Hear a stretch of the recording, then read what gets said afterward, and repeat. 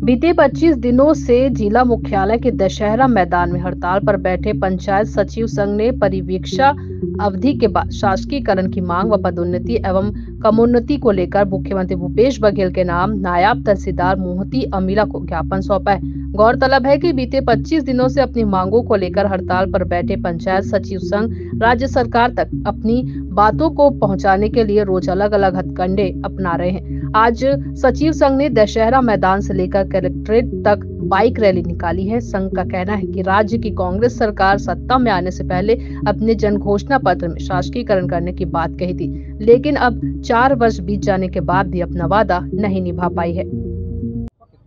हम लोग जो है पंचायत सचिव लोग 25वें दिन से हड़ताल पर हैं। हड़ताल का एक जो है कंडिका और बनाए हैं कि आज जो है बाइक रैली का आयोजन कर जो है मुख्यमंत्री के नाम का ज्ञापन को कलेक्टर के माध्यम से दिए जाने का था, जिसके परिपालन में आज बाइक रैली हमारे बलौदाबाजार जिला के समस्त सचिव जो है बाइक रैली कर जो है आज ज्ञापन सौंपने आए हैं। और ये जो सरकार की रवैया से जो है हमारे पंचायत सचिव जो है बहुत ही दुखी एवं आक्रोशित हैं। आपकी मांग पूरी नहीं? हमारा अभी और मांग इसके कंडिका में है। 14 अप्रैल को जो है ग्राम सभा जो है होने का है, वो ग्राम सभा नहीं होगी और उसी दिन पूरे सरपंचों को हम लोग जो है बुला करके वो जो हमारी जायज मांग है उसको शासन तक पहुंचाने के लिए जो है 14 अप्रैल को जो दिन करेंगे। क्या नाम है आपका? कामता प्रसाद साहू, जिला अध्यक्ष सचिव संघ। बातचीत नहीं हुआ है शासन से,